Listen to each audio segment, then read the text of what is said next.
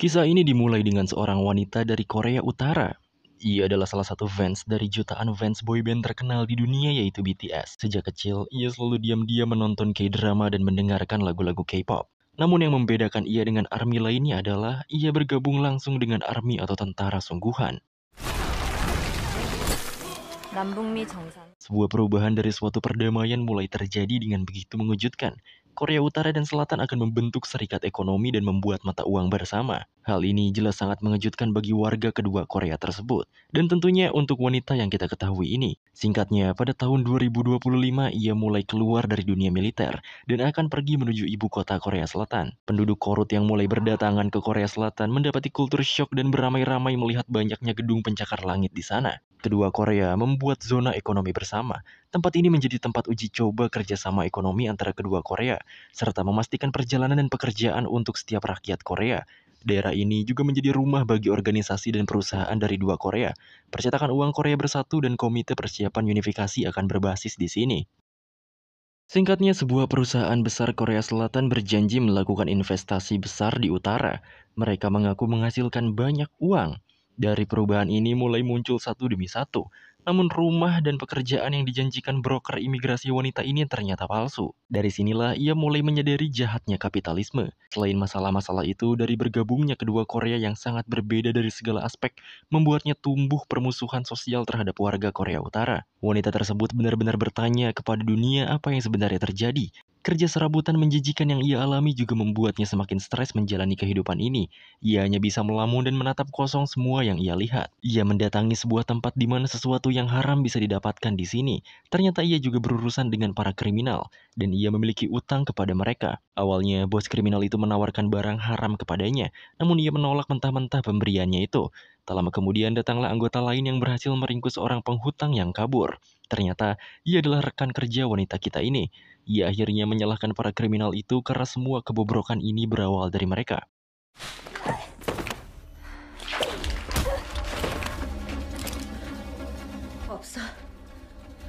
Si bos langsung menghajarnya, namun beruntung karena wanita ini berasal dari mantan militer Korut, ia pun berhasil melawannya.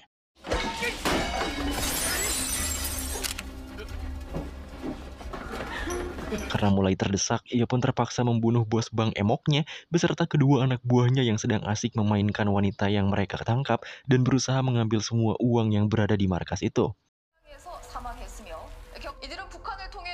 1 tahun kemudian, selepas ia menembak para rentenir yang menghajarnya, wanita yang bernama Ri Dong-han ini mulai dicari oleh pihak berwenang.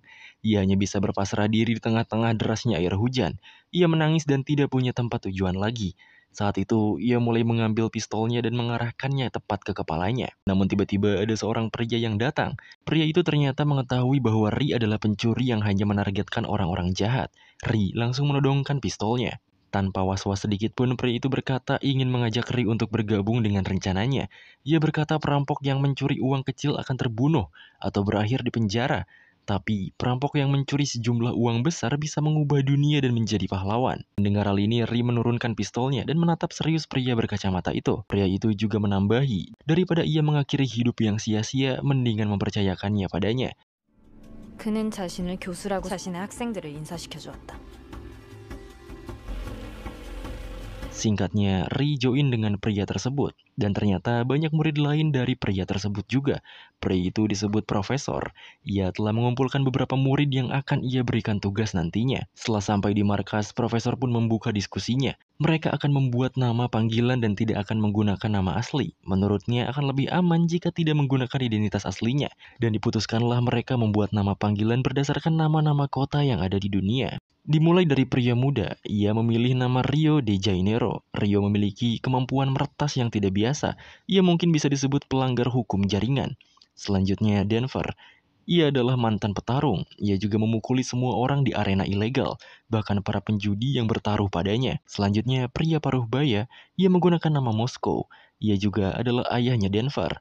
Moskow dulunya adalah penambang dan pernah terjerat kasus pencurian. Selanjutnya adalah Nairobi. Ia adalah penipu, ahli pemalsuan dan mengaku terlibat kejahatan besar. Selanjutnya, duo barbar dengan perawakan besar. Mereka adalah Oslo dan Helsinki. Mereka adalah preman. Kabarnya mereka berdua membunuh semua komplotannya. Selanjutnya adalah Berlin. Ia punya kemampuan untuk membuat orang gugup. Ia juga salah satu orang paling dicari di sejarah Korea Utara. Dan Ri memilih nama Tokyo dengan alasan mereka akan melakukan hal-hal buruk. Setelah itu, Profesor mengambil alih. Ia memiliki rencana yang super gila dan super kriminal. Mereka semua akan mencuri uang dengan jumlah terbesar dalam sejarah umat manusia. Saat Korut membuka gerbang ekonomi, semua orang seperti memiliki harapan besar. Namun kenyataannya hal itu membuat yang kaya semakin kaya dan sebaliknya. Dan mereka akan mengambil hak mereka sebagai manusia. Itulah alasan mereka membentuk tim. Mereka berencana mengambil 4 triliun won atau setara dengan 46 triliun 156 miliar 920 juta rupiah. Selain itu, mereka akan menghilang tanpa ada yang terluka atau mati. Dan publik di seluruh dunia akan menyaksikan pertunjukan terbesar ini secara langsung, lalu publik akan mendukung mereka sepenuhnya. Lalu di manakah mereka akan melakukan pencurian itu? Profesor menjawab mereka akan mulai mencuri di tempat ini. Tempat ini adalah percetakan uang Korea Bersatu Zona Ekonomi Bersama. 5 bulan kemudian, tepatnya di pusat atau kantor percetakan uang Korea Bersatu, tampaknya para pekerja sedang bekerja dengan baik di hari yang sangat cerah ini. Begitu juga dengan direktur. Wakil direktur percetakan uang memberitahu direktur beberapa hal dalam proyeknya. Dari kunjungan siswa yang akan datang hari itu, dan juga penyelesaian detail koin peringatan yang tentu saja harus ada persetujuan dari direktur ini. Namun respon dari direktur tersebut agak mengecewakan dan pergi meninggalkan wakilnya itu. Di dalam ruangannya, direktur menyimpan arloji pintar sambil berkata bahwa orang-orang utara yang bekerja sama dengannya sangat kaku. Dan nyatanya direktur ini sangat gemar bermain dengan seorang sekretaris wanitanya. Namun ia menolak untuk melakukannya kali ini. Wanita itu mengatakan bahwa ia telah hamil saat ini. Di lain tempat, para siswa dan siswi yang baru saja sampai di tempat percetakan uang untuk kunjungan merasa cukup excited dan begitu juga dengan seorang gadis bernama Ane. Ia adalah anak dari duta besar Amerika di Korea. Namun di sisi yang bersamaan, Tokyo dan Nairobi yang menyamar menginformasikan kepada rekannya yang lain bahwa keadaan telah aman. Misi kali ini dipimpin oleh Berlin. Mereka menggunakan bus sekolah untuk masuk ke kantor percetakan uang itu.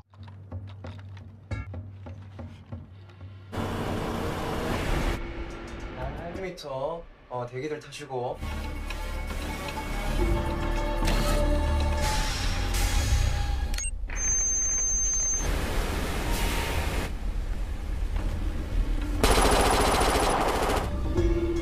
Sesuai rencana, mereka akhirnya membegal truk dan pengaman yang hendak masuk ke dalam gerbang kantor percetakan uang. Berhasil membegal, mereka memaksa mengubah pakaian para security yang mereka tawan dan menukarkan kostumnya dengan mereka.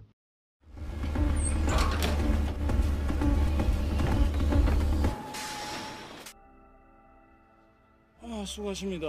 Mulai masuk tahap pemeriksaan di portal pengamanan, Berlin yang didampingi oleh tawanan dimintai kartu identitas oleh para penjaga. Sesuai rencana, Rio membuat identitas palsu yang terverifikasi langsung sebagai pekerja, dan ia benar-benar berhasil melakukannya, dan beruntung mereka bisa lolos dengan baik. 오케이 됐어. Nairobi dan Tokyo sedang diperiksa oleh para security. Nampaknya Nairobi dicurigai karena pendeteksi metal mendeteksi sesuatu di balik jubahnya. Dan sesuai rencana, Tokyo juga bersiap dengan pistol yang ia keluarkan. 안 됩니다.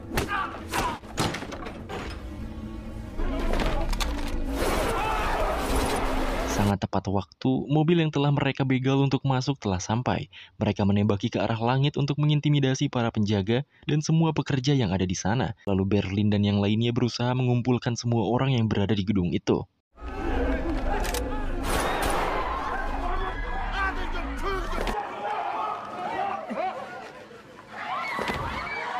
어서들 움직이셔야지. Kecemasan juga dirasakan oleh pemimpin mereka, yaitu Profesor. Ia nampak terlihat cemas karena rencana yang ia buat dengan begitu cerdas bisa saja gagal. Tokyo yang menyadari bahwa anak seorang duta besar belum ditemukan, sesegera mencarinya di setiap sudut ruangan. Karena anak itu salah satu emas yang bisa mereka manfaatkan.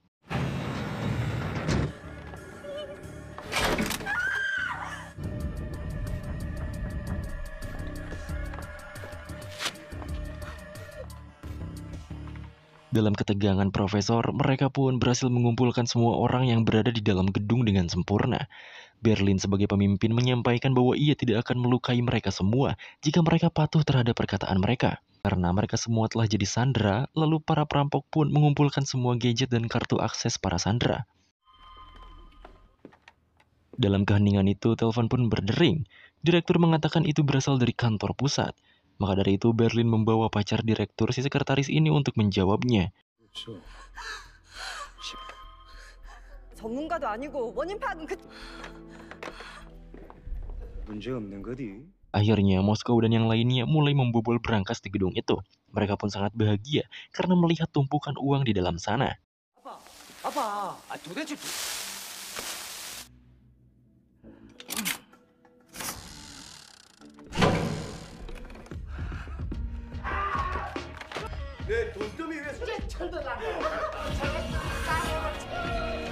Berhasil dengan misinya, mereka pun bersiap untuk keluar dari gedung itu dan akan baku tembak dengan para kepolisian.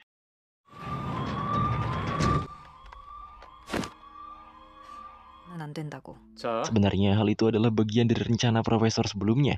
Mereka sengaja keluar agar seolah-olah terperangkap di dalam gedung seperti tikus yang terjebak. Profesor juga menekankan kepada mereka untuk sama sekali dilarang menyakiti bahkan membunuh para sandera. Kembali ke Berlin dan yang lainnya, mereka siap untuk mendapati peluru di hadapan mereka. Dan seperti dugaan, para polisi itu menembaki mereka. 이 새끼들 뭐야?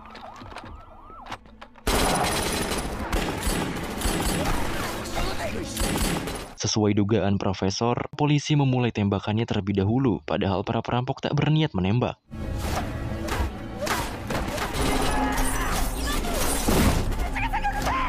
정말 그랬다. Tokyo akhirnya melemparkan bom asap dan membawa Rio yang tertembak. Mereka kembali ke gedung sesuai rencana awal.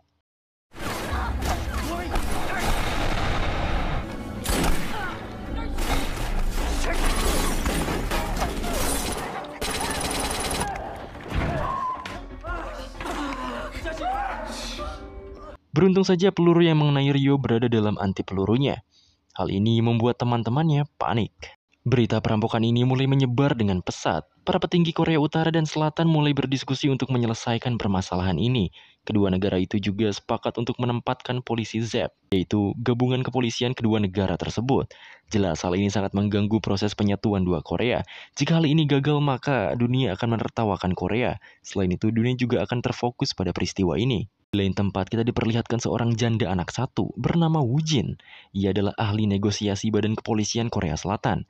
Ia menerima panggilan mendesak mengenai kejadian ini. Kembali ke dalam gedung, Berlin memerintah sandera untuk melepaskan penutup matanya. Ia berkata mereka semua harus bekerja sama dalam situasi seperti ini. Selagi Berlin mengoceh, para sandera diberikan kostum yang sama dengan para perampok. Rio juga mengurus bagian sistem keamanan di gedung ini. Ia benar-benar cerdik dalam mengatasi dan meretas semua hal mengenai jaringan dan teknologi. Maka dari itu, ia membuat suatu nirkabel yang dapat terhubung dengan profesor secara langsung. 어때? 여기서 들리나? 이제부터 할 일은 다들 잘 알고 있다. Woo Jin bergegas menuju lokasi dan disambut oleh penanggung jawab ZEP. Setelah masuk ke markas, Woo Jin berkenalan dengan Kapten Cha dari Kementerian Keamanan Korea Utara. Mereka terpaksa harus bekerja sama. Namun disinilah menariknya, karena kedua atasan ini dari negara dengan ideologi berbeda, pastinya mereka memiliki cara masing-masing untuk menyelesaikan masalah ini. Dan mungkin saja karena memiliki pola yang berbeda akan terjadi masalah internal dalam pihak kepolisian. Akhirnya, Woo Jin memulai aksinya. Ia menelpon ke dalam gedung itu, berniat untuk melakukan negosiasi dengan para perampok. Rio yang menerima panggilan langsung menghubungkannya dengan profesor. Percakapan antara Inspektur Woo Jin dan profesor pun dimulai. Intinya, profesor meminta helikopter untuk pergi dari gedung itu, dan Woo Jin berusaha menukar dengan membebaskan para murid yang ada di sana. Dengan embel-embel akan kesulitan untuk mengurus semua sandera. Hal itu dibenarkan oleh profesor dan mengaku bahwa mereka juga hanya berempat. Tentu saja profesor tak sebodoh itu untuk mengiyakan sesuatu. Ia memiliki banyak rencana dan tidak mudah terkecoh dengan negosiasi murahan seperti itu. 11 jam kemudian, Woo Jin benar-benar memikirkan perkataan profesor yang mengaku berempat. Ia memiliki dua opini dengan perkataannya, yaitu bohong dan tidak sengaja. Dalam kebingungan itu, Woo Jin melihat beberapa militer berseragam hendak melakukan sesuatu. Ia pun akhirnya kembali ke markas dan menanyakan apa yang mereka lakukan. Tentu saja ini adalah keputusan Kapten Cha.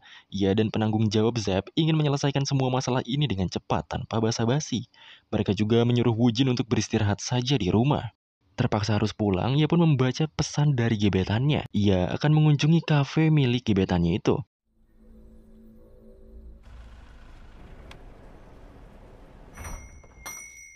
Setelah sampai, ternyata gebetan si Inspektur Wujin adalah profesor itu sendiri. Yang benar-benar unggul bukanlah Korea Utara maupun Selatan, melainkan profesor.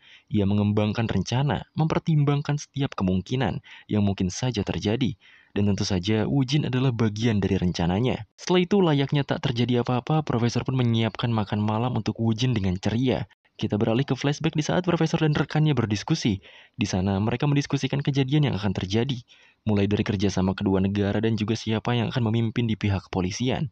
Dari sekian banyak negosiator, profesor berspekulasi bahwa Wujin lah yang akan turun. Dari situlah profesor akan memulai aksinya. Ia akan memanfaatkan Wujin untuk keberhasilan rencana mereka. Kembali ke kafe, di sana mereka berdua mengobrol hangat. Profesor bisa berspekulasi banyak berdasarkan satu baris teks wanita itu. Fakta bahwa Wujin meninggalkan lokasi berarti Korea Utara mengambil kendali. Maka dari itu saat Wujin menghampirinya, profesor memerintahkan kepada rekannya untuk bersiaga. Karena akan segera ada serangan bersenjata.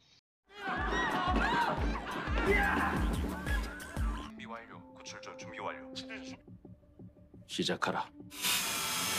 Prediksi profesor sangat akurat sekali. Lalu bagaimana cara mereka untuk menangani para militer yang akan mengepung mereka dari segala pintu masuk? 머릿수로는 충분해.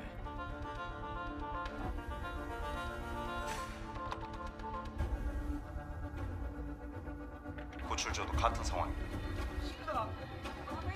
Rencana profesor yaitu membuat para sandera menjadi bagian dari mereka. Tentu saja hal ini membuat pihak militer ketar-ketir. Karena jika adu tembak dimulai, mereka tidak tahu mana perampok dan sandera. Selain itu, mereka juga kekurangan jumlah karena para perampok itu jauh lebih banyak dari para militer. Selain itu juga, direktur dan anak dari duta besar dipaksa melakukan siaran langsung untuk memberitakan hal yang sama. Disinilah strategi cerdas sang profesor dimulai. 철수하라.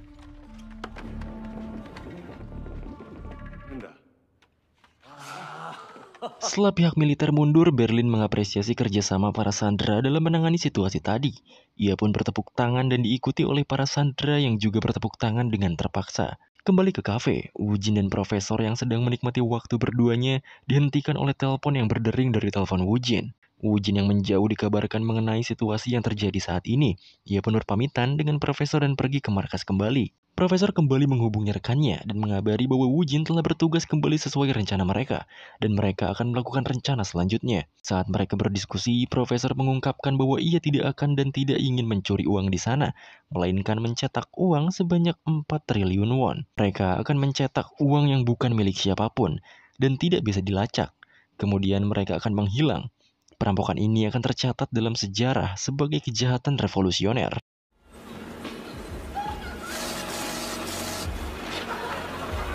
명으로 기록될 거야. Sedikit flashback kepada Berlin muda, di mana ia dan ibunya hendak kabur dari Korea Utara melewati sungai yang berada di perbatasan Tiongkok dan Korea Utara. Namun mereka kurang beruntung karena para penjaga militer mengetahui mereka yang akan kabur dan menembak ibunya di tempat. 넌 신성하다라고 했다지. Singkatnya, Berlin muda dipaksa kerja. Di sana ia dibully dan dihina oleh orang-orang. Namun ia pun berani untuk melawan mereka semua dan akhirnya ia membunuh pembuli itu dengan skop.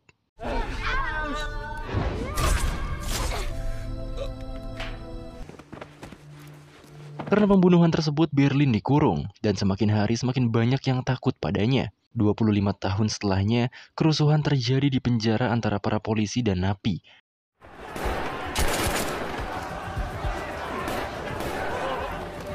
Berlin yang keluar diikuti oleh para kroco-kroconya.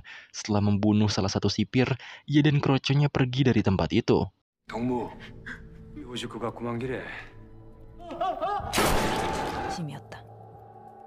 Kembali ke masa sekarang, di mana Berlin dan Profesor sedang berinteraksi. Profesor mengingatkan agar membuat para sandera yakin bahwa mereka akan baik-baik saja. Namun jawaban Berlin membuat Profesor sedikit overthinking kepada Berlin. Di sisi lain, para sandera dibangunkan untuk mulai bekerja. Sedikit pembahasan, para sandera melakukan kerja untuk mencetak uang dan menggali terowongan. Namun mereka dibagi menjadi 2 shift. Agar tidak terlalu membuat mereka cemas sesuai rencana Profesor, di sini nampaknya direktur dan wakilnya memiliki rencana. Secara kebetulan juga, Berlin menatap kosong para sandera dan berkata bahwa Profesor terlalu naif, walau rencananya sangat bagus. Di lain tempat, Wujin diberi beberapa pertanyaan oleh ibunya.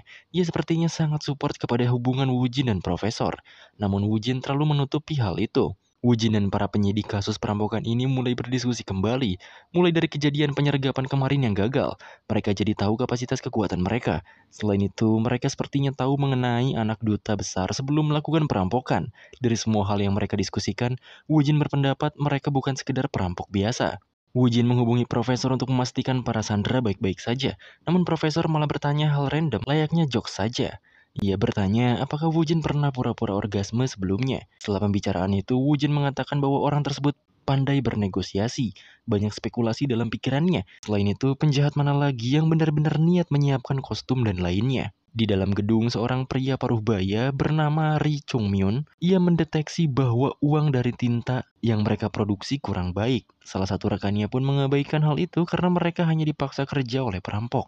Namun ia berkata bahwa sejak kapan ia peduli uang yang mereka cetak akan menjadi milik siapa. Hal itu juga diketahui Nairobi dan berkata bahwa ia salah satu fans dari Mr. Ri. Karena dalam prestasinya ia telah mencetak super dolar. Di bagian pembuatan galian, direktur tampak kesulitan melakukan pengeboran. Ia pun mengakui bahwa dirinya seorang direktur. Denver yang mendengar hal itu emosi karena meremehkan pekerjaan berat seperti ini.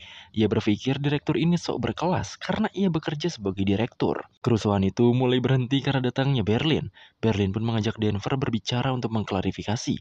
Dan tentu saja ia diceramai oleh Berlin untuk tidak terlalu emosional. Dalam situasi tanpa pengawasan, direktur dan rekan-rekannya merencanakan sesuatu untuk menghubungi polisi.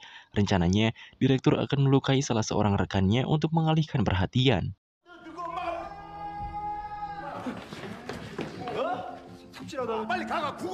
Pada akhirnya, Denver dan Moskow yang terpancing lengah karena direktur kabur menyelinap untuk ke suatu tempat.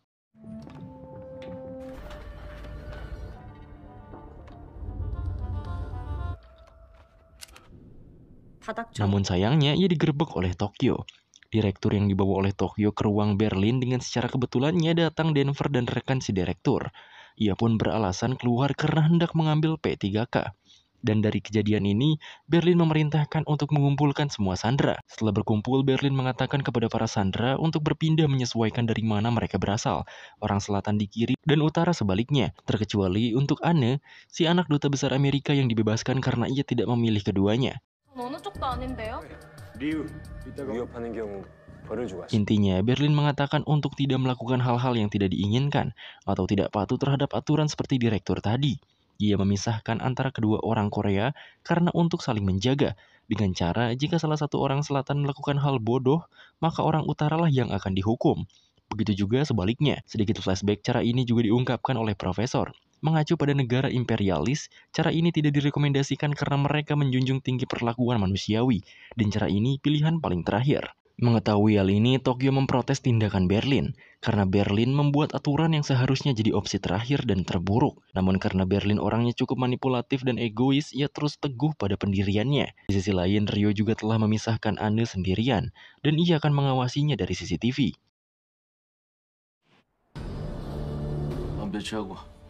Beralih pada markas kepolisian, salah satu unit mengatakan mungkin ada spesialis IT di sana karena mulai dari frekuensi radio, perangkat komunikasi, CCTV gedung telah diputus oleh mereka. Mengingat ada layanan jaringan proyek nasional di area sana, Woo-jin memberikan idenya jika kepolisian dan layanan itu bekerja sama. Woo-jin bisa mendapatkan sinyal dalam perimeter. Ia pun memerintahkan untuk memastikan semua ponsel dari segala unit dan petugas, lalu menjauhkan warga sekitar dari jangkauan area sinyal tersebut. 주위 건물의 애닝 작자가 얼마나 준비 때문에 아주 작은 균열이 Kembali ke gedung, direktur memulai kembali rencananya. Ia meminta Misun untuk mengambil arloji pintarnya di kantor yang sekarang ditempati oleh Berlin. Dengan embel-embel, ia berjanji akan menceraikan istri sahnya dan mulai menjalin hubungan serius dengan Misun. Denver yang sadar akhirnya datang. Di sana, direktur mengungkapkan bahwa Misun sedang hamil dan khawatir akan keguguran jika bekerja terlalu berat. Mendengar hal itu, Denver membawa Misun ke ruangan di mana Anne berada. Anne sepertinya tahu ada yang disembunyikan oleh Misun, dan Misun menceritakan rencananya. Setelah tahu rencananya, si Anne ini malah ngasih kode agar Rio yang mengawasinya datang.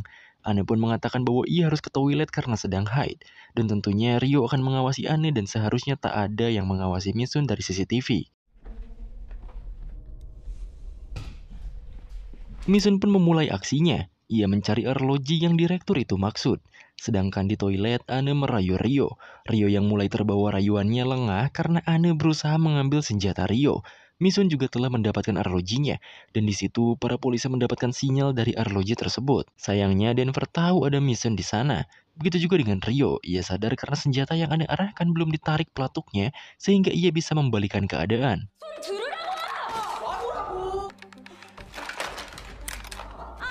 Kembali ke Denver, Misun beralasan bahwa ia sedang mencari makanan untuk bayinya. Di situ Denver mempercayai dan malah memberikan beberapa makanan untuk Misun. Denver juga berpikir bahwa direkturlah yang menghamili Misun. Misun mengiyakan perkataan Denver dan menambahkan bahwa direktur juga sudah memiliki istri. Para polisi yang tahu arloji itu milik direktur pun mulai mengidentifikasi lebih lanjut. Mereka memperkirakan bahwa sinyal yang hanya sebentar itu menandakan bahwa mereka sedang dalam pengawasan ketat atau terperangkap. Woo-jin akhirnya menghubungi kembali profesor. Dan tentu saja profesor menanyakan perihal orgasme kepada Woo-jin. Balik bertanya, Woo-jin menanyakan keadaan para sandera. Tentu saja keselamatan para sandera juga prioritas untuk profesor jika pihak kepolisian dan perampok bermain adil tanpa kekerasan. Setelah itu, mereka pun berencana untuk kembali menghubungi arloji itu tanpa ketahuan oleh perampok. Namun itu sangat tricky. Rencananya mereka akan mengirim tautan lewat pesan dan setelah pesan itu dibuka, arloji itu akan diretas. Lalu mereka bisa mendengar percakapan dan juga video jika mereka berhasil. Kembali ke gedung, Denver yang emosi dengan direktur langsung membacotinya dengan kesal. Di saat itulah, Misun memasukkan arlojinya ke dalam saku direktur tanpa diketahui siapapun.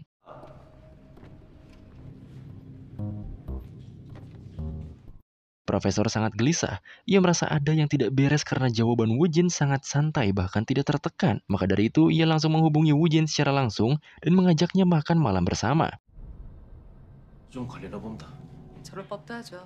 Singkatnya, Woo-jin pun datang ke kedai profesor. Di sana, profesor berusaha mengulik apa yang Woo-jin rencanakan. Namun tiba-tiba saja, Woo-jin mendapatkan telepon dari markas pusat. Pak Prof yang menjauh berusaha untuk menguping pembicaraan mereka. Namun sayang, Woo-jin mengetahui bahwa profesor menguping pembicaraan mereka. 가봐야 될 것 같아요. 제 통화는 왜 엿들은 거예요? 우진 씨 그게 Maka dari itu, Woo-jin sedikit curiga kepada profesor. Profesor tak kehabisan akal. Ia akhirnya mengoyakkan hati Woo-jin bahwa sebenarnya sudah lama menyukai Woo-jin dan ingin membuat hubungan serius. Mata Woo-jin berkaca mendengarnya. Ia juga meminta maaf karena telah mencurigai profesor. Untuk perasaan Woo-jin sendiri, ia masih ambigu dan belum ada keinginan untuk berhubungan serius. Setelah itu, ia pun cabut dari resto profesor itu. Dengan informasi yang didapatkan, profesor memberitahu Berlin bahwa ada sandera yang memiliki arloji pintar. Arloji itu terhubung langsung ke kepolisian. 조폐기는 계속 돌려야 되니까. 요만할 때 말이야. Berlin pun mengumpulkan semua sandera, dan tentu saja lewat arloji itu, para polisi bisa mendengarkan apa yang Berlin katakan di sana. Direktur yang panik akhirnya memberikan arloji itu pada Misun, lalu Berlin menyuruhnya untuk mencari siapa yang membawa arloji tersebut. 왜 이래? 모르겠어. 들이는 짓을 했어. 좀 기캐하는 게 아니라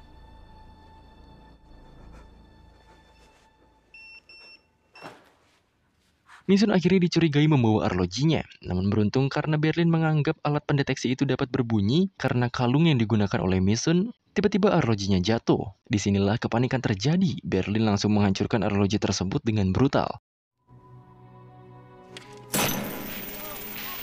걸린 것 같은데? Profesor juga menghubungi Woo-jin di markas kembali, bahwa ia benar-benar kecewa karena markas pusat ketahuan curang. Berlin memerintahkan bawahannya untuk membunuh Misun, yang mana hukuman itu di luar aturan profesor dan menjadi kontradiksi bagi rekan-rekannya yang lain. Namun dengan terpaksa, Denver akhirnya membawa Misun untuk dieksekusi.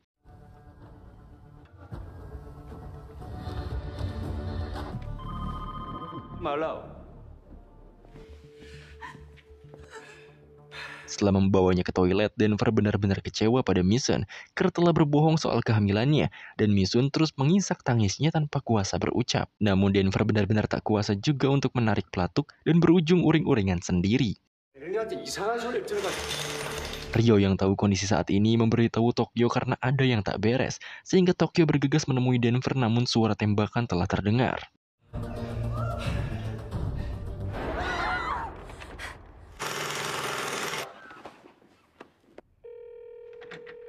Sedikit flashback saat Moskow keluar dari penjara, ia dijemput dan diajak oleh profesor untuk ikut menjalankan misi.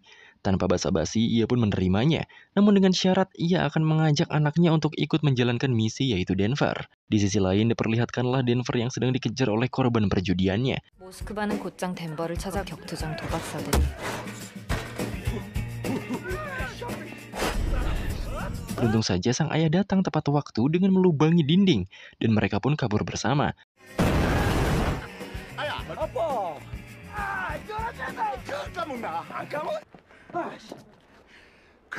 Disinilah sang ayah mengajak Denver untuk ikut menjalankan misinya dengan berharap dapat hidup mewah dan keluar dari garis kemiskinan.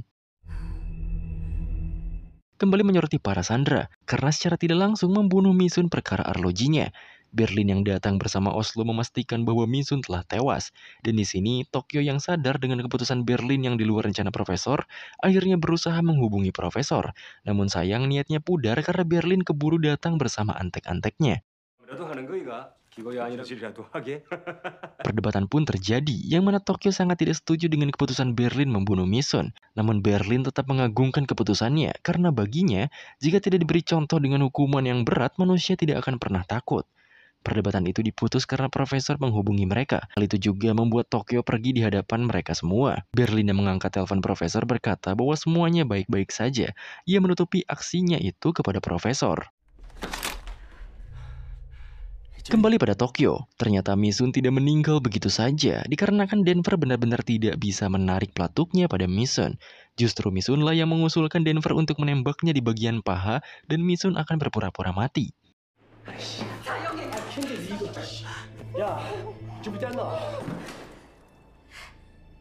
Tokyo dan Denver pun merahasiakan kematian palsu Misun.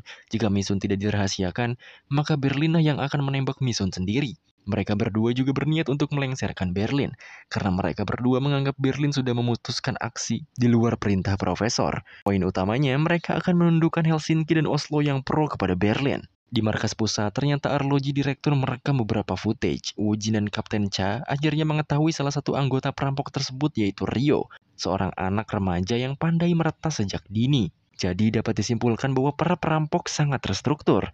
Dari kejadian tersebut, Woo-jin beranggapan sebelum memulai aksinya, mereka pasti sudah mengunjungi gedung itu sebelumnya. Sedikit menyoroti Moskow, ia hendak beristirahat dari galiannya. Anyway, si Moskow ini sedang menggali rute pelarian asli para perampok.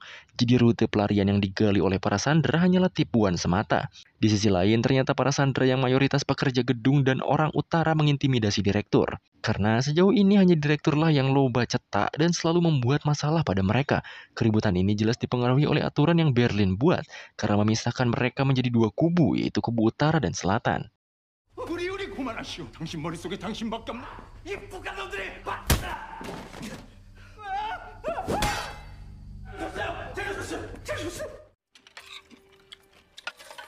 Saat mereka beristirahat, Tokyo dan Denver memulai aksinya. Tokyo memancing Oslo untuk menjauh dari kerumunan. Lalu Denver secara tiba-tiba menghajar Oslo sampai babak belur.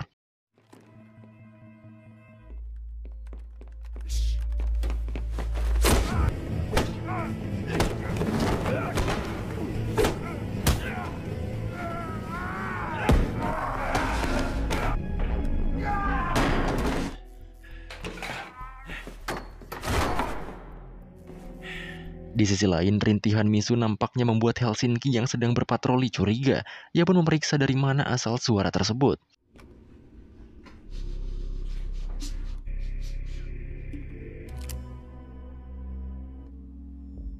Naas keberadaan Misun diketahui oleh Helsinki, namun beruntungnya Tokyo lebih dulu mengarahkan pistolnya pada Helsinki sehingga ia tak dapat berbuat apa-apa selain menyerah. Di sisi lain, Profesor Berlin dan Ryo hanya mendapatkan jejak transfer dari arloji tersebut yang membuktikan bahwa ada footage yang tertangkap pada kamera arloji tersebut, yang besar kemungkinan identitas mereka bisa diketahui oleh para kepolisian. Di markas pusat, benar saja apa yang dikatakan Ryo. Selain Ryo yang sudah diketahui, Woo-jin dan yang lainnya berhasil mengidentifikasi Nairobi dari hasil rekaman CCTV-nya.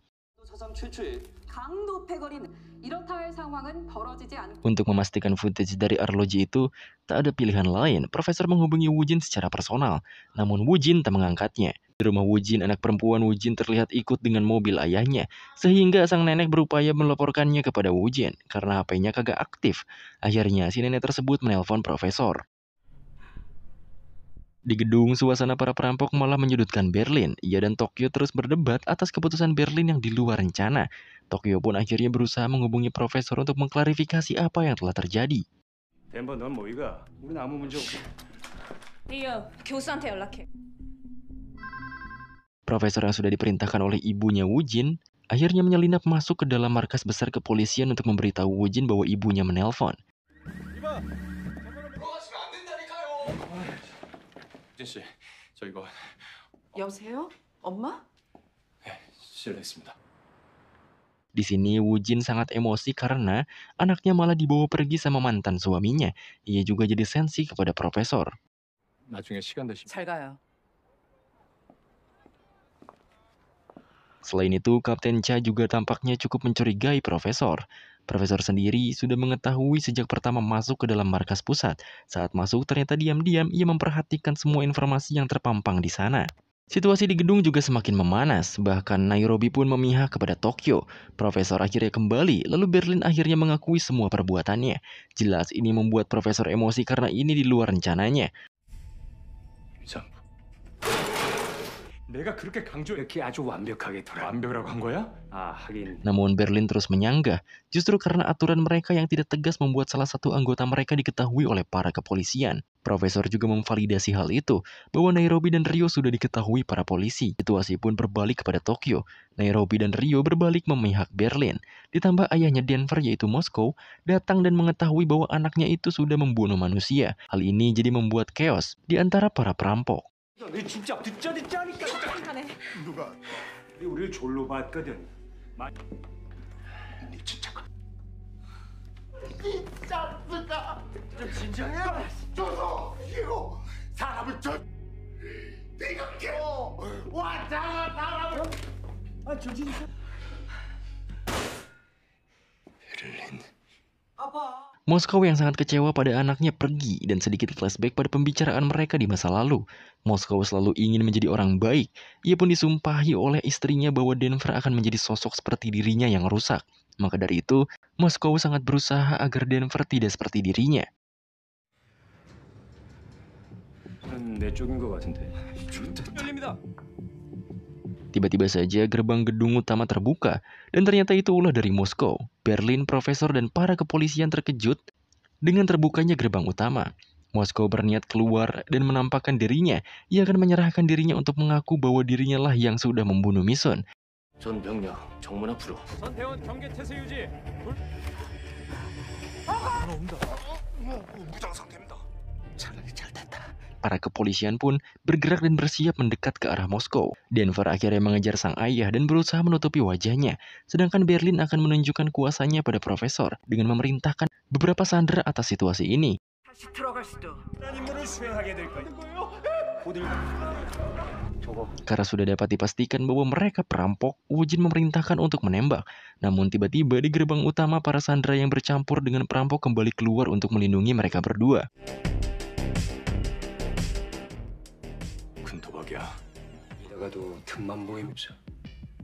Hal ini jelas membingungkan semua orang, termasuk Woo-jin dan Kapten Cha. Di sela-sela kepanikan tersebut, direktur malah memanfaatkan momentum untuk kabur. Ia pun mengambil senjata yang terjatuh dan menodong mereka semua. Nairobi akhirnya memerintahkan mereka untuk menyerah pada si direktur. Dan benar saja, si direktur akhirnya tertembak karena dikira dialah perampok aslinya.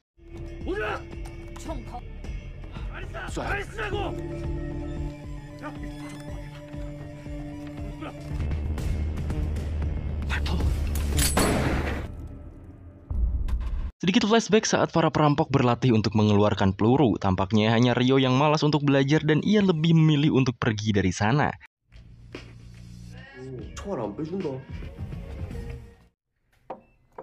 Di rumahnya juga, Rio tampak memiliki hubungan yang kurang baik dengan ayahnya. Rio selalu bertindak nakal dengan tujuan ayahnya kecewa padanya. Di sisi lain, profesor juga bertanya pada Tokyo, di antara mereka hanya ada satu remaja yang memiliki tujuan untuk merampok. Ia terlahir kaya raya, namun entah kenapa ia malah ikut jadi perampok untuk mencetak uang. Akhirnya, Rio pun yang labil untuk ikut kelompok mereka dipaksa untuk ikut karena sudah terlanjur mengetahui rencana profesor dan lainnya. Kembali ke gedung, direktur yang tertembak membuat kepanikan semua pihak. Mereka pun berhasil masuk ke gedung dan berusaha untuk menyelamatkan direktur dari kematian. Namun, berbeda dengan Rio, ia hanya bisa menahan mualnya saat melihat darah.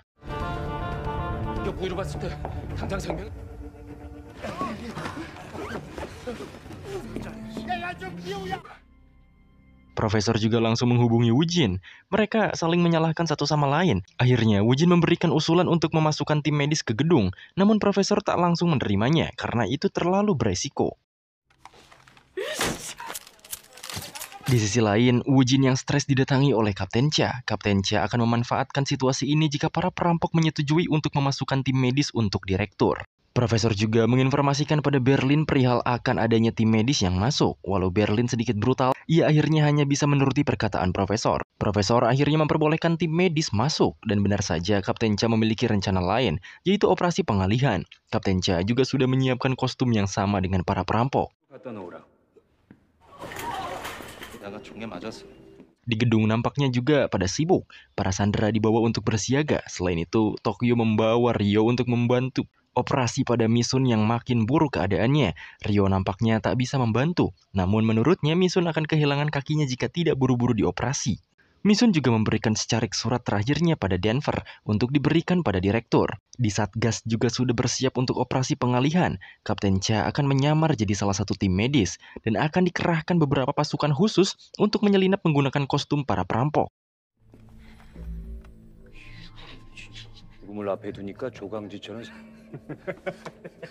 Kembali ke gedung, Berlin nampaknya menertawakan direktur yang sedang sekarat. Berlin akhirnya menelpon istri direktur karena bisa jadi hari itu hari terakhir dirinya hidup. Mendengar kata-kata kasih sayang direktur kepada istrinya membuat Denver geram. Karena Denver mengetahui bahwa Misun benar-benar mencintai direktur. Dan direktur hanya menjadikan Misun pelampiasannya saja. Sedangkan di Satgas mereka juga menambahkan kacamata yang memiliki kamera agar bisa merekam banyak hal saat di dalam. Dan tentu saja ini sangat berguna untuk mengumpulkan informasi para perampok di gedung.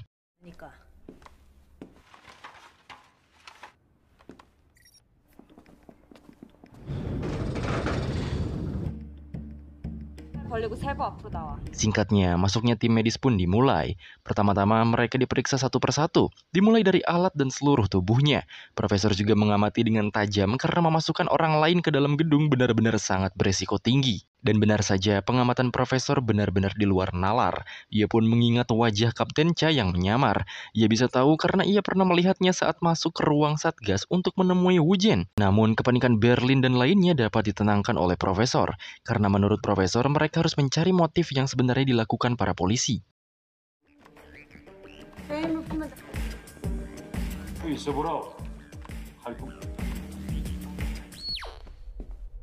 Berlin yang sudah tahu mengecek ulang semua tim medis itu dan benar saja terdengar alat mereka mendeteksi suara di kacamata Kapten Cha. Namun Berlin membiarkan kacamata itu dipakai olehnya. Sedangkan para pasukan khusus yang akan menyamar, mereka hendak masuk ke dalam gedung pada area non-CCTV.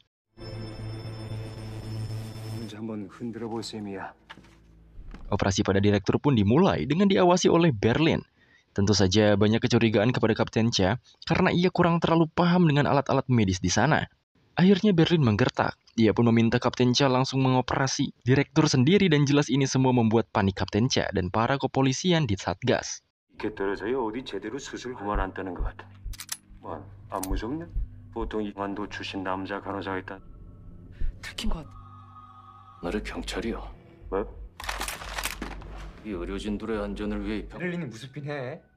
Kapten Cha lalu mengakui bahwa dirinya adalah seorang polisi. Ia ditugaskan untuk menjaga para tim medis dan berbaur dengan para sandera jika ia dijadikan sandera. Berlin akhirnya memaklumi hal itu, karena dari awal juga ia sudah tahu. Selain itu, Misun yang dirawat oleh Moskow mengakui bahwa tragedi penembakan dirinya bukanlah salah Denver, melainkan dirinya sendiri. Hal ini membuat Moskow sendiri lega dan dapat menghela nafas sejenak. Denver yang diam-diam mengambil peralatan medis dan menjatuhkan tampannya, hal ini membuat semua perhatian tertuju padanya, terkecuali Profesor. Ia malah menyadari bahwa kacamata yang Kapten Cha gunakan berbeda dari saat pertama ia melihatnya. dan kemungkinan ada sesuatu di dalam kamera tersebut, sehingga hal ini membuatnya berasumsi bahwa ini adalah operasi pengalihan yang bertujuan untuk memfokuskan para perampok ke satu spot, yaitu operasi direktur, sehingga pastinya ada posisi lain yang menyusup ke dalam gedung. Rio memberitahu Berlin bahwa ada hal lain yang terjadi. Setelah selesai, tim medis dan semua polisi terkejut karena semua topeng para perampok dan sandera telah diganti, yang tentu saja ini membuat semua rencana para polisi gagal seketika dan tidak berguna sama sekali. 또 박수!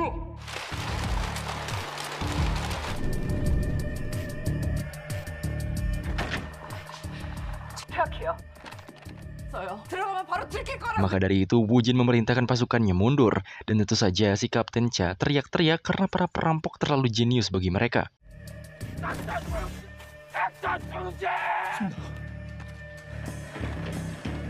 서둘러요. 어서. 어떻게 됐어? 잘했어. 잘했어. Profesor juga senyum dengan bahagia karena rencananya berjalan dengan mulus tanpa ada kerugian sedikit pun. Bahkan mereka malah dapat keuntungan, yang mana Rio sudah membajak ponsel Kapten Cha. Profesor tidak hanya berencana untuk menyerang musuh saja, tapi juga untuk menembus ke dalam camp musuh. 이걸 밝혔을 때 아니면 그 전부 Setelah semuanya berhasil, masih ada dua hal yang tersisa, yaitu masalah internal dari perampok itu sendiri. Tokyo dan Denver berusaha mengoperasi Misun. Karena tak kondusif, ia pun berusaha menemui Rio karena ia cukup berpengalaman di bidang medis. Namun sayang, Tokyo dan Rio malah disekap oleh mereka karena berbeda pemahaman.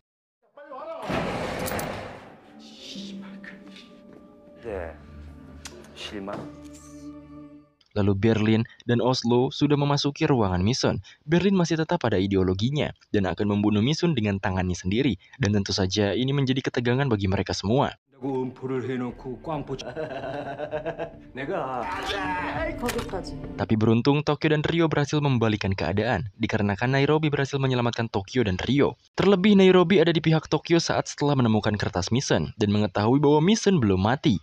Dikarenakan kejang-kejang, ketegangan itu pun memudar dan Rio berusaha memaksakan dirinya untuk mengoperasi Misun. 내가 할게.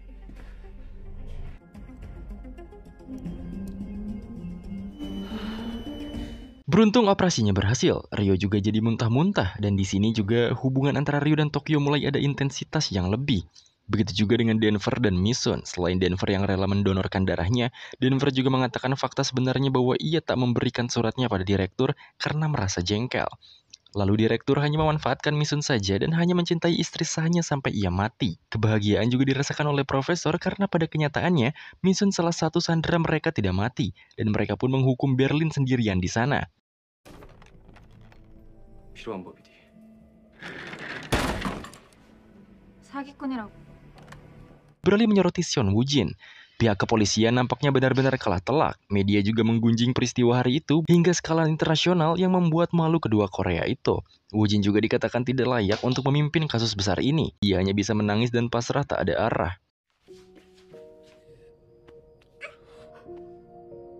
Lalu ia pun berusaha mengunjungi kedai profesor yang terakhir Woo-jin marahi. Profesor memberikan pundaknya untuk Woo-jin, menerima sekaligus memanfaatkannya dengan baik.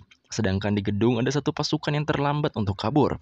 Sehingga ia melanjutkan penyelinapannya sendiri mengikuti para sandera yang lain. Singkatnya, Woo-jin juga harus bertempur di rumah tangganya. Ia telah lama menggugat mantan suaminya KDRT dan berusaha mengambil hak asuh sang anak sepenuhnya. Masalahnya, suaminya itu bukan hanya seorang ayah biasa, melainkan politikus yang akan mencalonkan diri sebagai presiden. Jadi, akan sangat sulit baginya. Selain itu, ia juga harus memikirkan kesehatan ibunya sendiri yang sudah lanjut usia. Ia menceritakan semua tentangnya pada profesor, yang bahkan ia tidak tahu profesor sendiri adalah musuhnya. 다들 나만 봐. Sementara Kapten Cha berusaha menghubungi satu pasukannya yang terjebak di gedung. Menurut pasukannya yang lain, Park memberikan kode Morse yang artinya penyusupan berhasil. Jadi kemungkinan Park akan menjalankan penyusupannya sendiri. Begitu selesai, Kapten Cha dipanggil oleh petinggi militer utara. Kapten Cha pun memberitahu situasi agennya yaitu Park. Lalu petinggi itu meminta Kapten Cha untuk menyelesaikan semua ini olehnya. Karena petinggi itu menganalisa bahwa Inspektur Woo-jin lah salah satu penyusup atau mata-mata di Satgas. Dan inilah alasan kenapa mereka selalu kalah dari para perampok. Singkatnya, Kapten Kapten Cha menjalankan aksinya sendiri tanpa diketahui Satgas. Ia menghubungi agennya yaitu Park untuk mencari dan membunuh profesor di sana. Dan setelah profesor itu mati, Kapten Cha dan para pasukan akan masuk ke gedung tersebut. 12시간 안에 죄책감. Keesokan harinya, Berlin yang sudah lemas meminta Rio untuk membawakan obat pribadinya. Rio yang sudah muak dengan manipulasi Berlin hanya memberinya makan dan meninggalkannya begitu saja.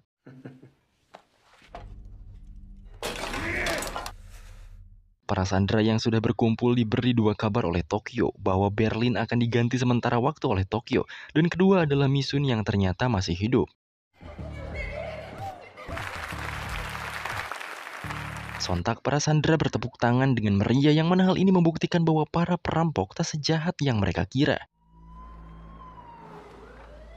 Di Satgas setelah Wujin memotivasi para pasukan, Kapten Cha sedikit mengorek Wujin atau rasa kecuriganya mengenai pria yang pernah masuk ke Satgas mereka alias Profesor.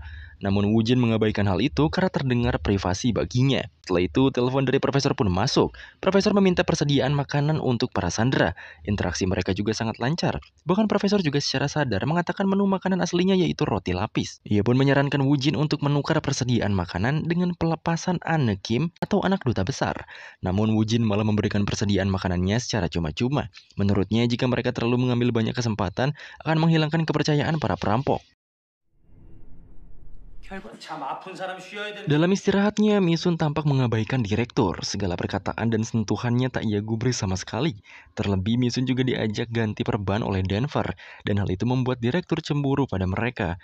Saat mengganti perbannya, Misun berpendapat jika para perampok tak datang, mungkin dirinya tak memiliki luka seperti ini. Sedangkan di luar, direktur malah curiga sama Park yang terlihat asing. Beruntung saja ada Anne Kim yang membuat Park bisa pergi dari direktur. Setelah itu, Anne yang peka jika Park adalah polisi, ia pun rela membantunya memberikan informasi. Beralih pada Wujin, ia mulai menyadari bahwa Profesor melakukan kesalahan saat ia menanyakan menu sarapannya tadi.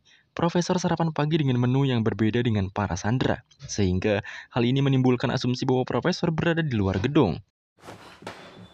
써요. 뭐? 쓸 수 있었던 건지.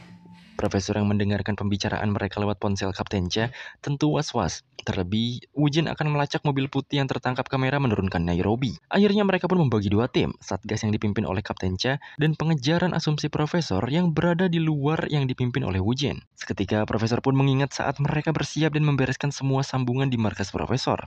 Ia pun sadar jika dirinya diketahui oleh para polisi. Semuanya akan hancur.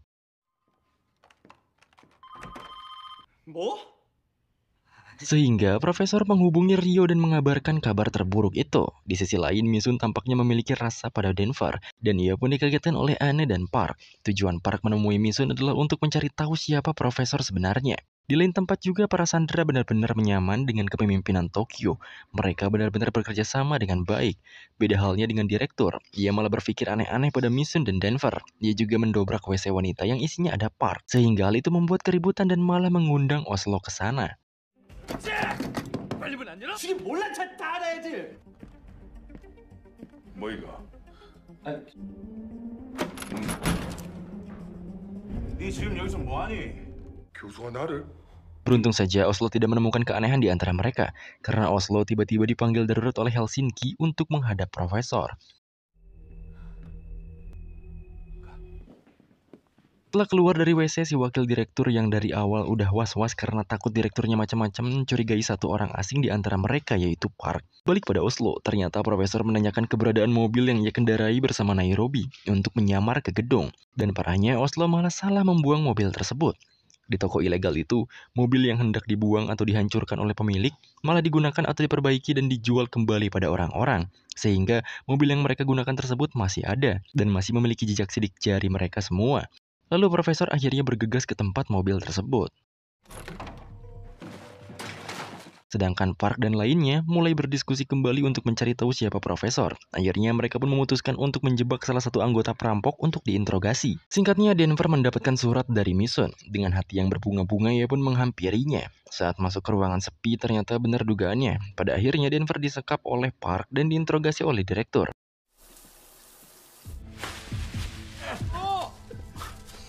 Direktur akhirnya mengasumsikan bahwa Tokyo lah si Profesor itu, karena mengingat Denver pernah salam hormat kepada Tokyo. Dan dengan asumsi bahwa Tokyo Profesornya, Kapten Cha yang dikabarkan langsung oleh agennya memulai semua aksinya saat ini.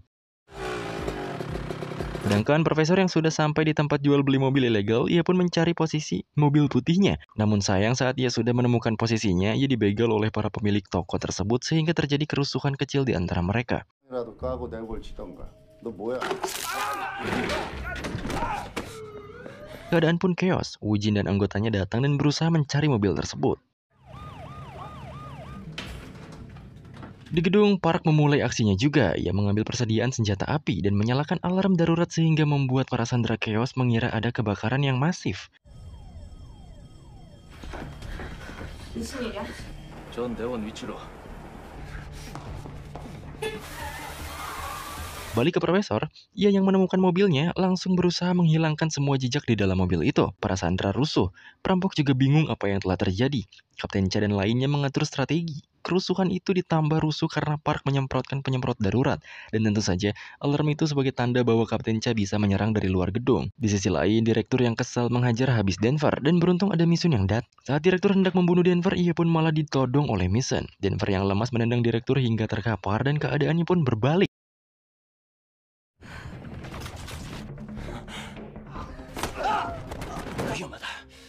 Tokyo sebagai pemimpin akhirnya menugaskan masing-masing anak buahnya untuk mengamankan semua keadaan. Ryo juga ditugaskan untuk menjaga Berlin karena Berlin terlihat buruk, sedangkan dirinya akan mencari dalang yang membuat kerusuhan ini terjadi. Berlin yang benar-benar terlihat buruk membuat Ryo kasihan padanya dan membuka borgol dan ikatannya. Namun naas, si Ryo malah dibuat bekam karena tipuan dari Berlin sendiri. Sedangkan Tokyo yang sedang mencari pelaku kerusuhan diteriaki oleh Denver bahwa dirinya dalam bahaya dan harus segera memberitahu profesor. Park yang sudah matang membidik Tokyo akhirnya sadar bahwa Tokyo bukanlah profesor, namun suara tembakan keras pun terjadi. Di lain tempat, profesor yang sedang membersihkan seluruh jejak di mobil putih itu terkepung oleh Woo-jin dan para polisi. Namun ia pun menyalakan mobilnya dan kabur dari sana.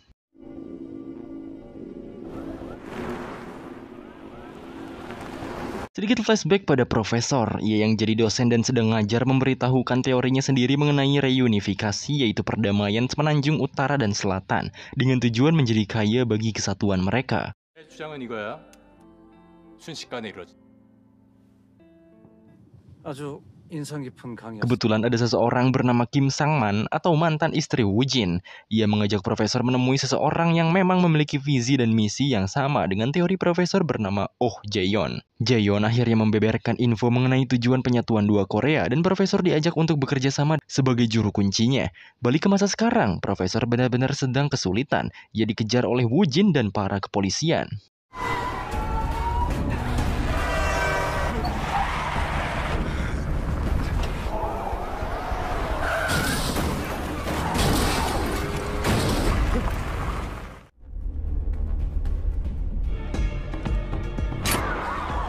Sedangkan di gedung, suara tembakan itu ternyata berasal dari Berlin yang ternyata ia menembak Park si penyusup dengan brutal. Sontak ini membuat semua massa kaget, entah yang berada di gedung ataupun di luar. Kapten Cha hanya diberikan informasi terakhir oleh Park bahwa profesor tidak ada di dalam gedung.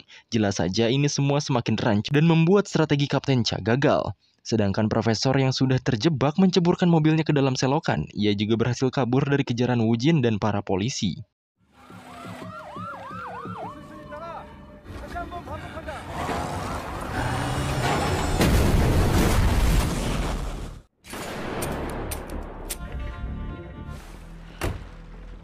차를 폭파하고 Singkatnya, karena kegagalan Kapten Cha, ia dimarahi habis oleh Woo-jin. Kapten Cha juga merasa bersalah di sana. Namun dengan banyaknya kesalahan yang beruntun, mereka mendapatkan dua hal. Yang pertama, mereka tahu bahwa para perampok benar-benar menjunjung tinggi opini publik. Maksudnya, mereka berusaha membuat publik beropini bahwa yang mereka lakukan tidaklah salah. Dengan berusaha melayani para sandera dengan sangat baik. Kedua, mereka jadi tahu bahwa keberadaan profesor tidak ada di dalam gedung. Dari dua clue tersebut, akhirnya Woo-jin membeberkan idenya. Dikarenakan tujuan perampok mengalihkan pandangan publik bahwa perampok tidak salah, Woo-jin pun berusaha membalikan opini itu dengan berusaha membuktikan pada publik bahwa para perampoklah yang salah. Ia akan memanfaatkan kematian agennya, yaitu Park, untuk membuktikan para perampok telah membunuh sandera. Profesor yang baru balik pun mendengar percakapan itu dan berdiri seketika memikirkan langkah selanjutnya. Profesor pun mulai berdiskusi dengan Tokyo dan Berlin. Tokyo juga mulai menyadari bahwa apa yang dilakukan Berlin tidak sepenuhnya salah juga. Berlin juga tidak haus validasi. Ia juga berkata tidak peduli siapa yang memimpin. Yang jelas ia hanya ingin keluar dari gedung itu dan membawa uang-uang yang sudah dicetak. Tidak peduli juga dengan cara yang kasar ataupun halus. Inspektur Woo-jin pun memulai negosiasi lagi dengan profesor. Sesuai idenya, ia pun menawarkan diri untuk masuk ke gedung dengan satu kameramen guna memastikan semua sandera baik-baik saja. Karena siang ini terjadi penembakan di dalam gedung. Tentu profesor tahu tujuan Woo-jin yang berusaha mengalihkan opini publik bahwa para perampok telah membunuh seseorang di dalam. Jika profesor menolak, Woo-jin akan mengadakan pers untuk menginformasikan bahwa benar di dalam gedung ada penembakan terhadap para sandera. Karena tak ada pilihan, ia pun menyetujui tawaran dari Woo-jin dan berpikir keras untuk menindaklanjuti masalah ini. Keesokan harinya para sandera diperintah untuk bertugas kembali. Pertikaian antara wakil direktur pada direktur pun terjadi. Wakil ingin direktur tak perlu berbuat masalah dan hanya cukup menuruti perintah para perampok saja. Karena sedari awal si direktur ini selalu berbuat masalah dan selalu membuat mereka semua kacau karenanya. Direktur yang melampiaskan kecemburuannya pada Misun malah hendak menggamparnya. Beruntung ada Denver yang membuat si direktur itu kikuk sekikuk-kikuknya.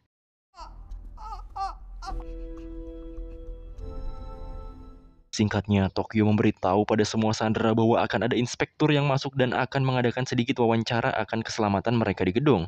Namun si Ane malah belak-belakan untuk setidaknya ngasih mayat si polisi yang sudah mati pada orang di luar gedung itu. Berlin menyela pembicaraan mereka. Kedatangan Berlin membuat semua sandera diam. Ia pun membeberkan identitas aslinya untuk membuat sandera percaya. Semisal mereka bisa bebas keluar dari gedung, mereka bisa melaporkan identitasnya ke polisi. Menurut Berlin, memberikan identitasnya sendiri salah satu bukti bahwa ia mempercayai para sandera sepenuhnya, dengan berharap para sandera juga percaya pada dirinya dan rekan-rekannya yang lain. Setelah itu, Ane menemui wakil direktur. Ia berkata bahwa ini akan jadi kesempatan yang baik untuk mereka memberitahu ada yang mati di dalam gedung.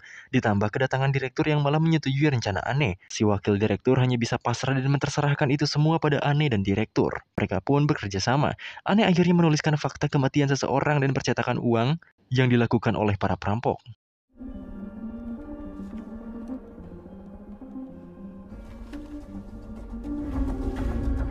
Singkatnya, Woo-jin dan kameramen pun masuk ke gedung percetakan uang lalu disaksikan oleh banyak orang di seluruh penjuru Korea. Tanpa menggunakan topeng keluar dari sana dan mengantarnya untuk menemui sandera satu persatu.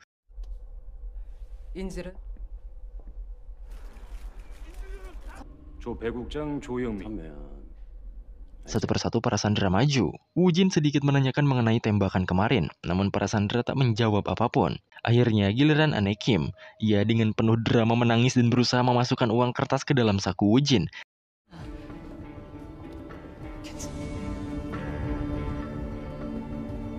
Sayangnya itu digagalkan oleh Tokyo dan ia dibawa ke sebuah tempat. 되나 봐. 깜찍한 짓을 하고 있었구만 길에. 이렇게 얘 데려가. Karena terlalu lama dengan cara tersebut, Woo-jin mengusulkan untuk membawa semua sandera saja agar menghemat waktu. Berlin pun akhirnya menyetujui dan keluarlah semua sandera dari sana. Disinilah ketegangan pun terjadi.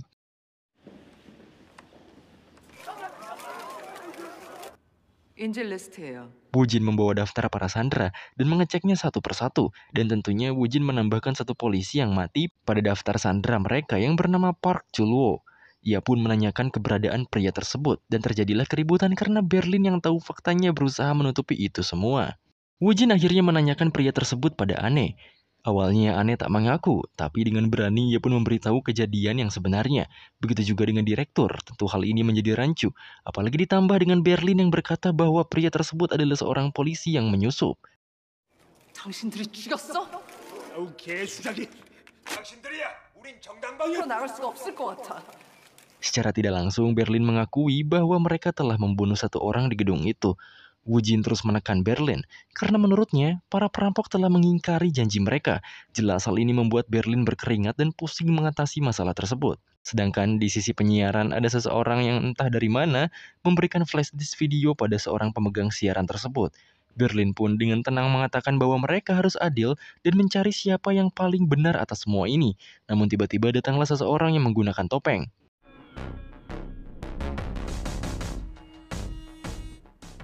그의 생존이었다. Dan ternyata Park Chul-woo tidak mati. Sontak ini semua membuat semua orang terkejut, baik di dalam gedung maupun di luar gedung. Sedikit penjelasan, fakta bahwa para polisi sudah tahu bahwa perampok menjunjung tinggi opini publik, para polisi berusaha memutarbalikkan opini itu dengan mengungkapkan kematian Park Chul-woo. Pada saat itu juga, beruntung Berlin tidak membunuh Park. Ia melampiaskan emosinya dengan menembak ke arah kostum anti pelurunya. Dari sini, Profesor bisa membalikkan semua serangan polisi dengan serangan balik yang telak, dan berhasil membuat opini publik tetap ada di pihaknya.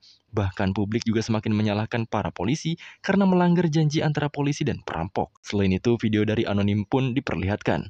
Video itu adalah rekaman CCTV atas apa yang dilakukan pihak kepolisian, menyelinap dan membuat kerusuhan di dalam gedung, lalu berupaya membunuh pemimpin perampok. Berlin pun dengan emosional mengungkapkan semua niatan buruk kepolisian. Mungkin jika benar Park Chul-woo mati, para polisi akan masuk ke dalam gedung dan terjadilah tembak-menembak.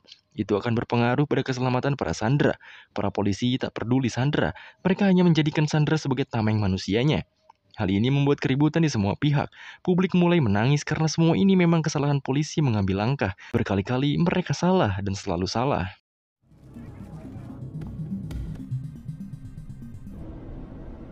Setelah kejadian menegangkan itu semua, rencana mereka hari ini pun berjalan dengan sangat sempurna. Mereka menonton Berlin yang sangat keren di televisi.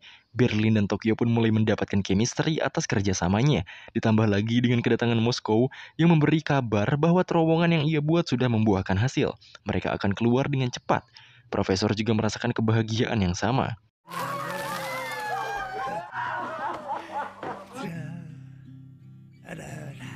Setelah itu, Denver membantu Misun mengganti perbannya. Ia juga selalu mengingatkan Misun untuk meninggalkan direktur dan mencari pasangan yang tepat. Namun tiba-tiba Misun malah mencium dan mereka pun bersenang-senang di ruangan privat tersebut. Di saat gas, kabarnya Kapten Cha akan digantikan. Namun Woo Jin menantangnya karena tidak semua pure kesalahan Kapten Cha. Kapten Cha sebetulnya menerima jika dirinya digantikan, tapi dirinya tetap curiga kepada Sun Ho alias Profesor.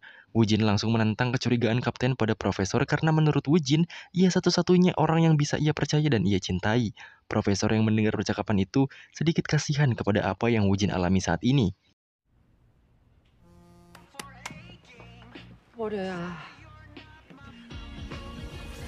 Singkatnya, Woo Jin pun ngedate dengan Profesor. Mereka minum soju dan pulang bareng layaknya kekasih. Profesor dengan hati yang lembutnya meminta Woo Jin untuk berhenti melanjutkan tugasnya. Padahal Woo Jin adalah kartu as yang dimiliki Profesor. Jika Woo Jin tidak ada, mungkin akan sangat sulit baginya untuk menyelesaikan rencana-rencananya. Seketika, Woo Jin memeluknya karena ia merasa Profesor lah yang tahu segala isi hati dan pikiran dirinya. Momen itu terpotong karena telepon dari ibu Woo Jin dan mengejutkannya. Ia menemukan potongan uang kertas Ane Kim di sakunya. Ia pun kembali berlari meninggalkan Profesor. Profesor pun pulang ke rumahnya, namun ia dicegat oleh Kapten Cha yang jelas ini membuatnya terkanjut-kanjut. Sedikit flashback pada masa lalu Kapten Cha. Saat utara dan selatan masih perang dingin, nama Kapten Cha bagaikan malaikat maut untuk para agen ganda. Saat itu, ia beserta bawahannya sedang mengintai seseorang.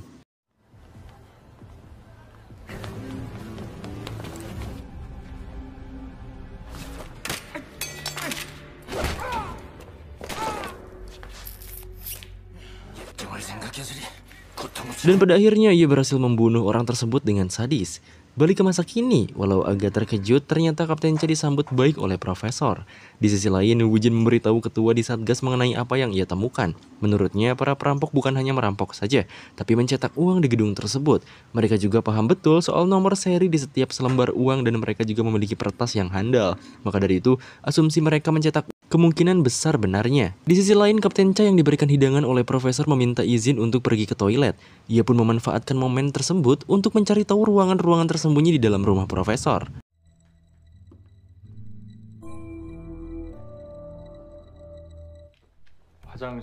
Kapten Cha ketahuan masuk ke ruangan pribadinya. Ia pun akhirnya mengetahui replika gedung percetakan. Yang jelas hal ini membuat curiga securiga-curiganya. Karena tak mau terlalu cepat menuduh, ia pun hanya berhasil mengambil satu barang Profesor di ruangan tersebut. Setelah pulang, ia pun menelpon tim forensik untuk bersiap karena ia sudah menemukan satu bukti. Profesor yang mendengar percakapan dari peretasannya panik karena dirinya berhasil kecolongan. Di gedung, para sandera bekerja dengan sangat baik di bagian percetakan, konsumsi, dan lain-lain. Di lain tempat, Pak Capres dan Bapak dari Ane, yaitu Duta Besar USA, marah-marah karena sudah selama ini anaknya terjebak. Pak Capres juga kena semprot karena ia akan mengambil bagian di mega proyek utara dan selatan, yang saat ini sedang diinvasi oleh para perampok. Begitu juga dengan Jae-yoon yang mengusung dan menginvestasikan banyak uang untuk penyatuan ekonomi dua negara tersebut. Ia yang sudah tahu para perampok mencetak uang mengatakan benar-benar tak peduli pada para sandera. Para polisi harus segera menyelesaikan masalah ini sebelum KTT dua negara berlangsung. Pak Capres itu pun kaget dan hanya mendengarkan saran-saran dari Jae-yoon. Woo Jin mendapat kabar dari ketua Satgas bahwa mungkin para petinggi akan mengambil alih penyelesaian dengan para perampok tersebut. Ia pun terkejut, lebih terkejutnya lagi ketika mantan suaminya atau Pak Capres mengumumkan sesuatu secara live. Pengumuman itu berisi mengenai perampokan Pak Capres membujuk para perampok bekerja sama dengannya. Jika mau bekerja sama, maka mereka akan dibebaskan tanpa jadi buronan. Pengumuman ini jelas membahayakan bagi para perampok yang sudah diketahui identitasnya termasuk Rio. Profesor akhirnya menelpon Rio yang memberikan tugas rahasia kepadanya. Singkatnya, Tokyo yang mendatangi Rio sepertinya mengetahui kegelisahan Rio. Ia juga tahu bahwa ada orang tuanya saat pengumuman Capres tadi. Beruntungnya, Tokyo tak mencurigai Rio. Maka dari itu, Rio bergegas untuk pergi. Singkat cerita, ternyata ada perampok yang mengendap-endap masuk ke dalam ruangan Rio. Ia pun mengambil salah satu telepon Sandra dan menelpon si Capres. Sedangkan Ane yang sedang galau di toilet mendapati surat untuk membantunya kabur dan disuruh menemuinya di suatu ruangan. Satgas mereka pun mendapati kabar bahwa para politikus akan mengambil alih Satgas. Selain itu, mereka juga dikagetkan dengan fakta bahwa para perampok sedang mencetak uang sebesar 4 triliun won. Uniknya, mereka juga sudah memiliki nomor seri sesuai rencana percetakan tahunan. Sedangkan saat bertugas, Helsinki mendapati satu topeng yang tergeletak di lantai dan tentu ini menjadi kecurigaan baginya. Woo Jin akhirnya mendatangi mantan suaminya yaitu si Capres. Ia pun marah-marah karena mengetahui fakta di balik ini semua. Dan 4 triliun won akan sangat sulit mereka dapatkan kembali karena nomor seri tidak diketahui.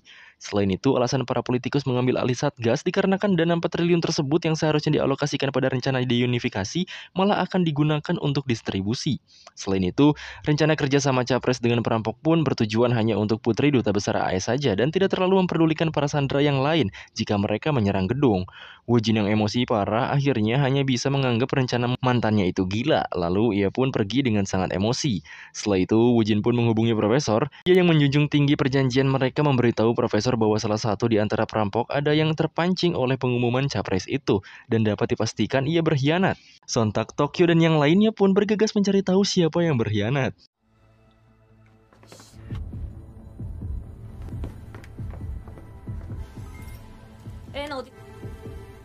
Rio yang menangkap gambar dari CCTV memberitahu bahwa si pengkhianat mengambil bom di penyimpanan dan menaruhnya di brankas. Sedangkan Ane yang tertipu oleh si pengkhianat membuka brankas yang sudah dipasangi bom tersebut. Tokyo yang mengejarnya membuka brankas itu. Akhirnya bom pun meledak dan membuat keributan bagi semuanya.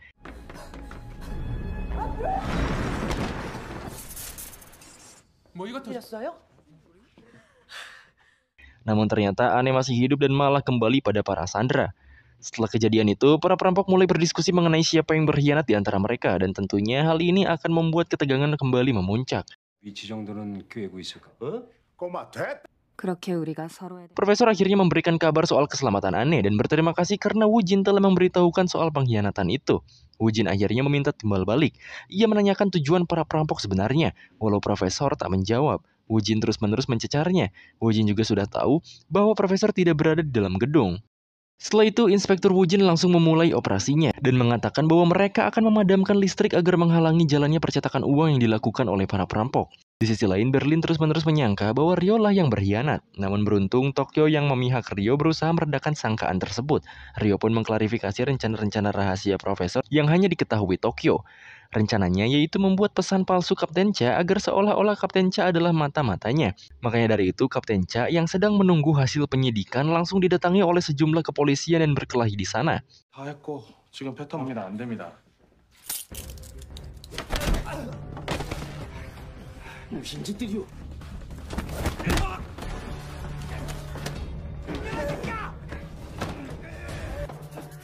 Saat berhasil mendapatkan hasil labnya, ia pun kabur tanpa meninggalkan jejak. Sedangkan diskusi antara Tokyo, Berlin, Rio, dan Profesor mengenai pengkhianat tetap berlanjut. Dikarenakan Profesor akan mengurus Kapten Cha, ia memberikan tanggung jawab masalah ini pada Tokyo. Kapten Cha tak mengangkat telepon Inspektur Woo Jin. Ia juga diduga mata-mata, dan menurut kabar ia kabur melarikan diri. Tapi Woo Jin sepertinya memiliki asumsi tersendiri soal perkataan Kapten Cha yang curiga pada Profesor. Malamnya, Kapten Cha yang hendak memberi kabar Profesor ke rumah Woo Jin dihadang langsung oleh Profesor.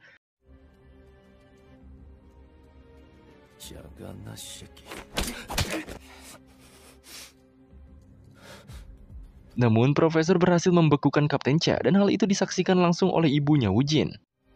모든 것은 끝이었다.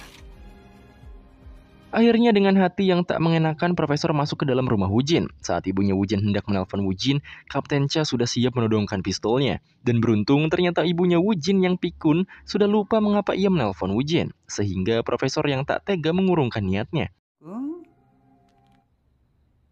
쏘지 못한 교수는 Sedangkan beberapa tahanan seperti Ane, Pak Park, dan Direktur sedang merencanakan sesuatu. Ditambah lagi Tokyo yang sibuk, berusaha meredakan panasnya tuduhan Berlin kepada Rio. Sesampainya di rumah, Profesor dikagetkan kedatangan Woo-jin. Di sana mereka saling sapa seperti biasanya. Namun setelah masuk, Profesor langsung ditodong oleh Woo-jin dan diperintahkan untuk menunjukkan salah satu ruangan pribadi miliknya. 말하겠어. 이제 됐습니까? Setelah masuk dan menyalakan lampunya, Woo-jin terkejut karena di ruangan tersebut tidak ada apa-apa. Woo-jin pun lantas meminta maaf, namun Profesor langsung sedikit marah dan meminta untuk mengakhiri hubungan mereka berdua, sehingga Woo-jin juga mulai berkaca-kaca. 가세요. 나는 예상은 하지 못했다. 점이 될 거라고 결론. Setelah kepergian Woo-jin yang awalnya Profesor berniat memanfaatkannya saja, ia jadi benar-benar merasa kehilangan. Namun ia tak bisa terus tenggelam di perasaan tersebut. Ia benar-benar harus konsisten pada apa yang sudah ia rencanakan sejauh ini. Balik ke gedung, Berlin yang menuduh Rio semakin menjadi-jadi, terlebih saat ada Nairobi di sana. Bahkan mereka jadi saling menodongkan senjata mereka. Sedangkan Oslo yang sedang bertugas nampaknya dijebak oleh Pak Park dan sandera lain. Profesor yang melihat semua kerusuhan di gedung sulit untuk menghubungi mereka. 도쿄가 죽는 거야. 차단한다. Sedikit flashback, saat itu Profesor kembali memulai diskusinya dan tampak seperti kelas terakhir mereka. Karena tanggal dimulainya rencana mereka sudah ditetapkan, mereka pun berpesta ria bersama-sama.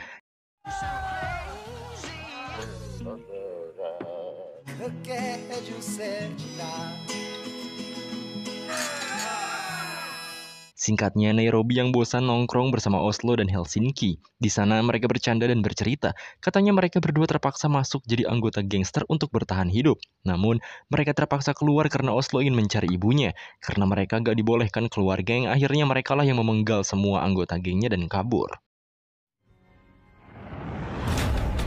Kembali ke masa kini, lampu yang padam membuat Profesor panik kehilangan sinyal. Oslo juga tak sadarkan diri, dan kerusuhan di antara Berlin, Rio, dan Tokyo semakin menjadi. Park akhirnya menggiring para sandera untuk menuju ke pintu belakang, sedangkan dirinya akan mengurus para perampok.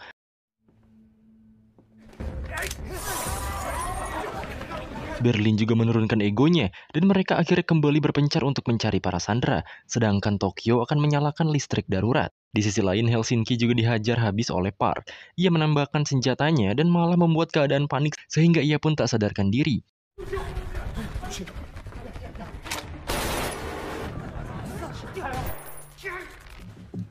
Tokyo akhirnya berhasil menyalakan lampu daruratnya. Berlin dan lainnya juga menemukan Helsinki yang terkapar. Profesor yang melihat semuanya di CCTV menghubungi Rio. Ia memerintahkan anggotanya untuk menuju ke pintu belakang mengejar para sandera. Helsinki juga malah menangis dan pergi mencari Oslo. Hal itu menandakan keadaan benar-benar genting sekarang, yang pada akhirnya mereka pun mengejar para sandera ke belakang.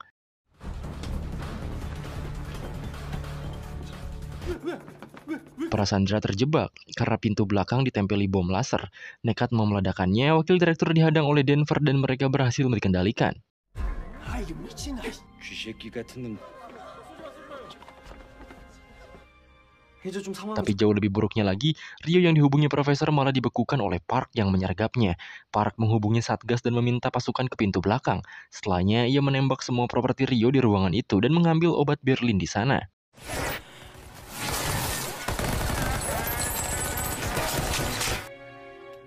Tentu saja ini membuat Profesor ketar-ketir. Di pintu belakang juga, para perampok ternyata dikagetkan dengan ledakan dari luar yang membobol pintunya. Mereka pun akhirnya terpaksa adu tembak dengan para pasukan itu.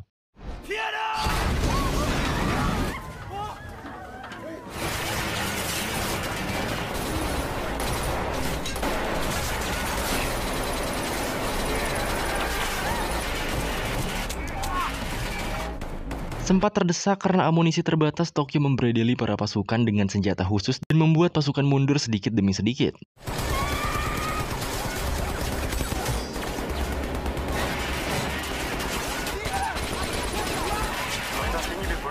Ternyata hal itu juga dimanfaatkan oleh Wu Jin untuk mengalihkan fokus para perampok.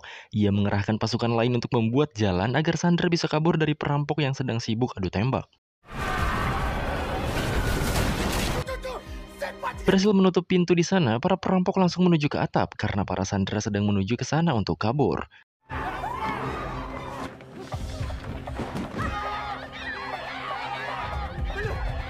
Beberapa Sandra berhasil ke atap, beberapa juga berhasil ditangkap. Denver memerintah Misun untuk kabur saja, ia pun dengan berat hati pergi.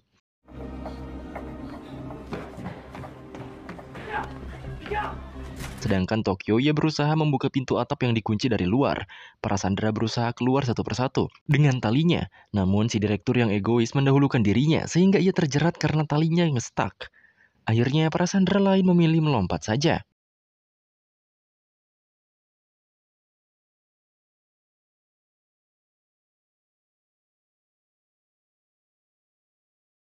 Ketika Aneh hendak melompat, Berlin langsung menangkapnya. Tokyo juga menarik tali itu dan malah dibantu oleh Misen.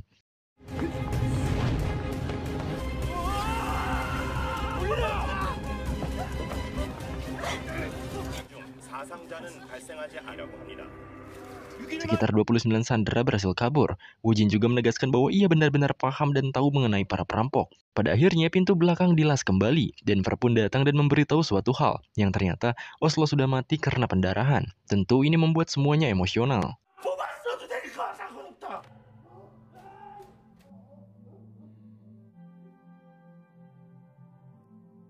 Oslo akhirnya dibungkus. Dengan kesedihan rekan-rekannya, ia pun akan dibawa setelah mereka keluar nantinya.